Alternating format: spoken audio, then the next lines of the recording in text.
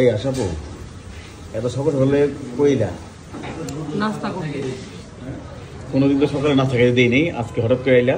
মনে চাইলো নাস্তা খাইতে, বড় লোক হয়ে গেছি তো। গাইজ দেন আশাপু বলে বড় লোক গেছে, কোনদিন সকালে উঠে নাস্তা খাইতে দেয় না, ঘুম থেকে 12টা 1টা বাজে। আপু হন এত সকালে এসে যে আপু কি দিয়ে খাচ্ছ? ডাউল, ডিম ভাজি আর রুটি। আপু এত সকালে উঠলা, তুমি তো এত সকালে ঘুম থেকে উঠো না, আজকে এত সকালে উঠলা? মনে চাইলো আজকে, তাই বললাম একটু উঠে নাস্তা করি। গাইজ দেখেন যে আশাপু অনেক সকালে উঠা ডিম দিয়া ডাউল দিয়া পরোটা খাচ্ছে। আপু আমি তো গরিব মানুষ, এই জন্য সবসময় একটু চাই যে আমি কি খাবার খাই সকালে উঠে, এটা সবার শেয়ার করার। আপু তুমি তো সকালে উঠো না, আজকে হঠাৎ করে উঠলা?